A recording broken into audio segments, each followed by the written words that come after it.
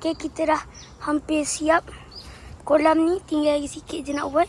Sekarang ni kita akan pergi ke molasses. Kita akan komposkan baja.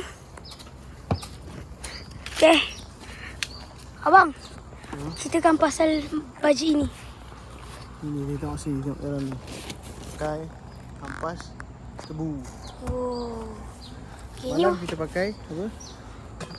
Rumput kering dengan rumput basah. Ni kita pakai hampas tebu.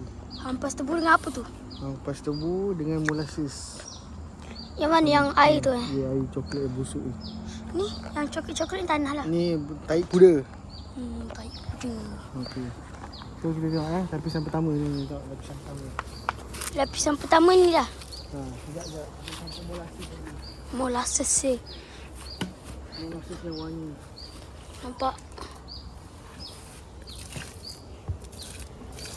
So taburkan molasses dulu Taburkan Ni tak nak. molasses. Ni yang dah complete satu layer. Oh. Dah complete satu layer. Okay, so start balik layer kedua. Sini.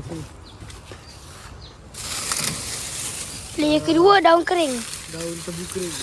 Oh, okey.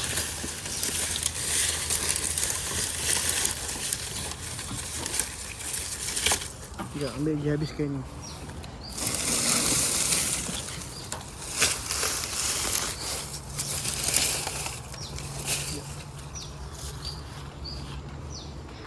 Terus.